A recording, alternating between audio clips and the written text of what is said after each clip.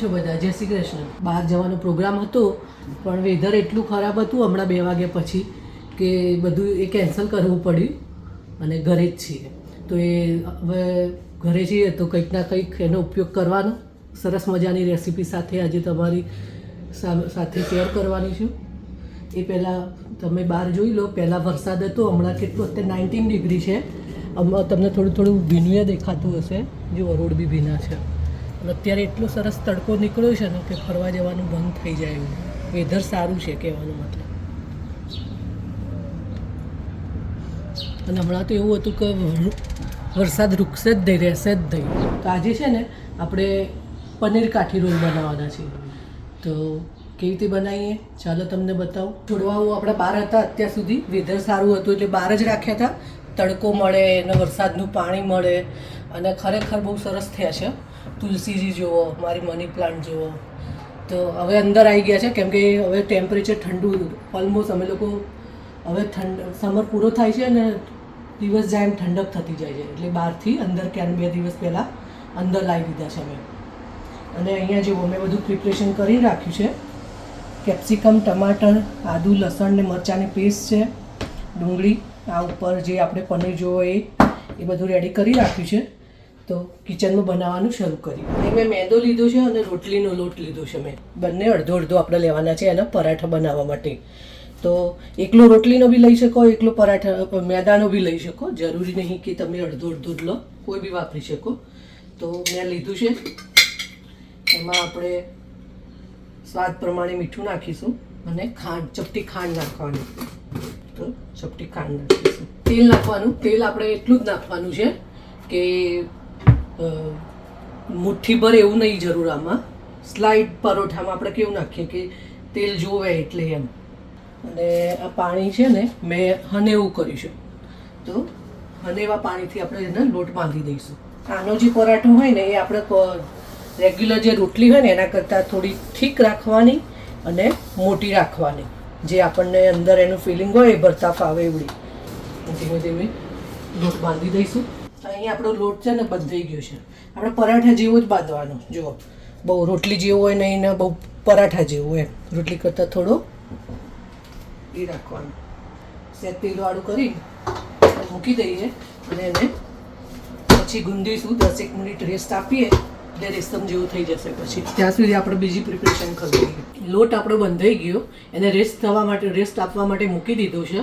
અને હવે આપણી પનીર જે છે ને એને મેરિનેટ કરવા માટે આપણે અહીંયા મસાલો કરી અને એને મેરિનેટ કરી દઈએ. તો સૌથી પહેલાં આપણે થોડુંક તેલ નાખીશું. આમાં થોડું તેલ હોય ને તો સારું રહે. પહેલાં થોડું તેલ નાખવાનું. કાશ્મીરી મરચું થોડું અલગ ભરું છું એટલા માટે ડબલું આખું બહાર કાઢું છું દર વખતે. તો કાશ્મીરી મરચું લેવાનું. થોડુંક ધાણા જીરું, તમને જે પ્રમાણમાં ગમતું હોય ધાણા જીરું. અહીંયા આપણે લઈશું સ્વાદ પ્રમાણે મીઠું. કારા મરીનો સ્લાઇડ ભૂકી નાખીશું, ટેસ્ટ સારો આવે નથી. થોડોક ગરમ મસાલો, એ આપણો અહીંયા બાદશાહનો રજવાડી ગરમ મસાલો છે, કોઈ બી ચાલે પણ અત્યારે હું આ વાપરવાની છું. એ 2 ચમચી જેવો એ નાખું. કોઈ બી મસાલો ચાલશે, તમારી જોડે જે અવેલેબલ હોય એ લેવાનું. થોડુંક દહીં,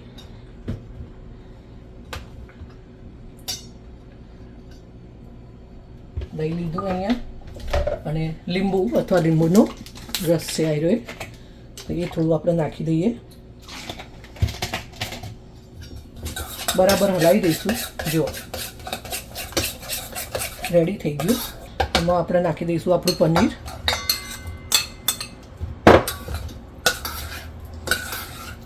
હલાવીને અને 10 મિનિટ સુધી એને આપણે રહેવા દઈશું. જો તમારી જોડે છે ને કોલસા અવેલેબલ હોય ને તો આમાં સ્લાઇડ વાડકીમાં કોલસા અને એમાં થોડું બટર અથવા ઘી કે નાખીને ઢાંકી મૂકી દો ને તો સ્મોકી ફ્લેવર એ બી બહુ સરસ ઓપ્શન છે. બહુ સરસ લાગશે કાઠી રોલમાં.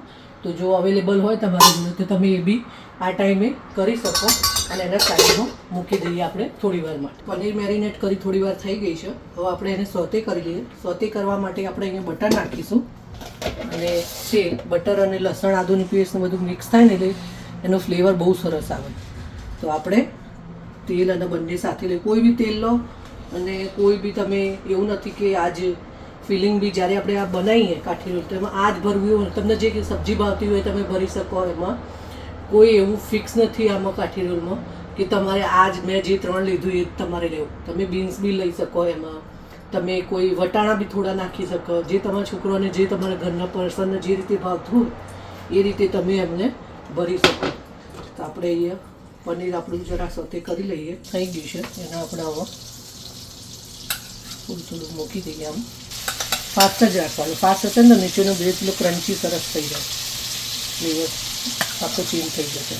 ક્વિક ફટાફટ બધું રેડી હોય ને તો ફટાફટ રેસીપી થઈ જાય આ છોકરાઓને લંચ બોક્સમાં. હા, અને ઘરે બી ટેસ્ટી છે, સાથે સાથે હેલ્ધી બી છે. એવું નહીં કે ચલો ટેસ્ટ માટે જ બનાવ્યું, ટેસ્ટી બી છે, હેલ્ધી બી છે. છોકરા હરખથી જે બી શાક અંદર તમે ભર્યું હશો ને એ ખાઈ લેશે.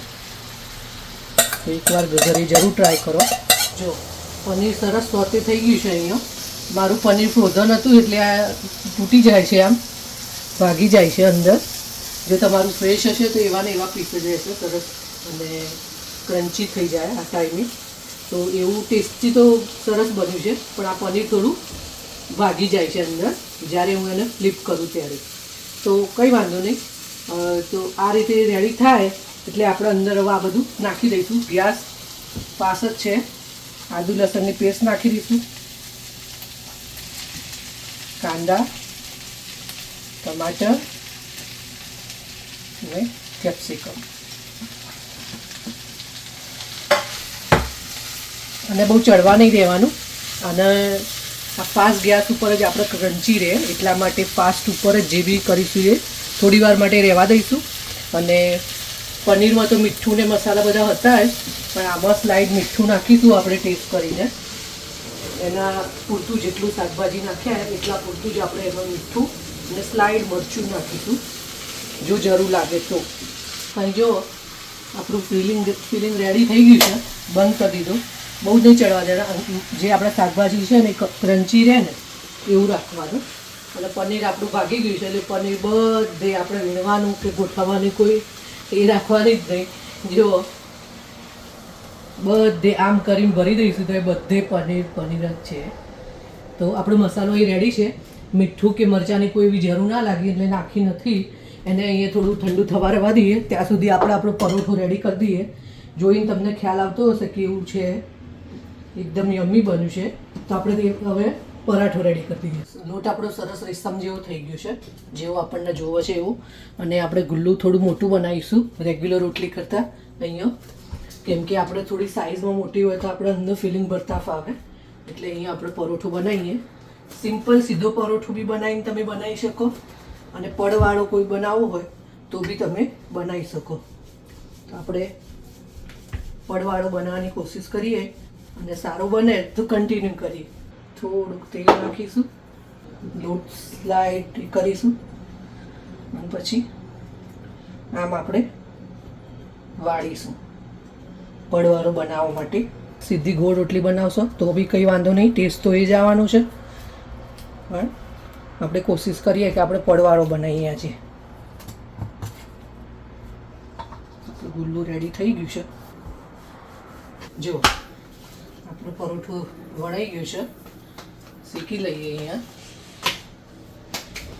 એક બાજુ ચડી જાય એટલે આપણે ફેરવી લઈશું એને. થોડુંક તેલ નાખી દેવાનું એટલે કોરો ના પડે પરોઠો. પરાઠો આપણો રેડી થઈ ગયો છે અહીંયા. અને એને આપણે ત્યાં ફિલિંગ આપણું અહીંયા બધું રેડી કર્યું છે ત્યાં એની રોલ વાળી દઈએ. આપણે આ રીતનો બનાવવાનો પરોઠો. સિમ્પલ હોય તો બી ચાલે, પણ આ સારું લાગે. તો આપણે એને થોડો ઠંડો થાય એટલે ભરી દઈએ. તો અહીંયા આપણો પરોઠો રેડી થઈ ગયો છે. અને અહીંયા જો આ રીતે પડ રેડી થઈ ગયા છે થોડા ઘણા. જો તો એને આપણે હવે ભરીએ, રેડી કરીએ રોલ. તો અહીંયા આપણે એને ભરી લઈએ. હવે સ્ટાર્ટ કરીએ. 2 ચીઝ સ્લાઇસ મૂકવાની. ચીઝ હોય તો ચીઝ મૂકવાની, ના હોય તો કંઈ ચિંતા નહીં કરવાની એવી કે શું મૂકીશું. સીધું ભરીને બી છોકરાઓને આપી શકો તમે. બંધ થાય ને એટલું જ ભરવાનું, બહુ વધારે પડતું ભરવાનું એવું નહીં કરવાનું.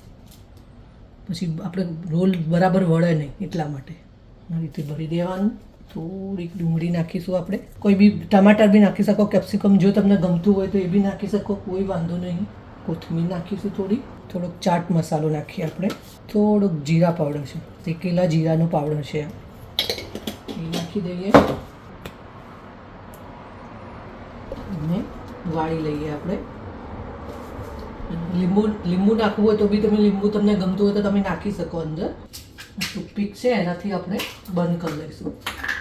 બીજા દિવસે આપણે લંચમાં લઈ જઈએ તો ઘણી વખત એ ખુલી જતો હોય, એના કરતાં ટૂથપીક હોય તો ટૂથપીક. આ રીતે સરસ મજાનો આપણું પનીર રોલ અહીંયા રેડી છે. એની અંદર તમે ગ્રીન ચટણી લગાવી હોય તો તમે લગાવી શકો, તમે કેચઅપ અંદર આ રીતે રાઉન્ડમાં લગાવો હોય તો આખા પરાઠા ઉપર લગાવી શકો. એ તમારી ચોઈસ ઉપર છે, અંદર શું ભરવું શું નહીં. આ રીતે અમે બનાવીએ છીએ એ મેં તમને બતાવ્યું. તો અહીંયા આપણું રોલ સરસ મજાનું રેડી થઈ ગયું છે. તો આજની રેસીપી તમને લોકોને કેવી લાગી એ કમેન્ટ કરીને જરૂર જણાવજો અને ઘરે એક વખત જરૂરથી ટ્રાય કરજો. તો ફરી મળીશું ફરી રેસીપી સાથે. ત્યાં સુધી બાય બાય, જય શ્રી કૃષ્ણ.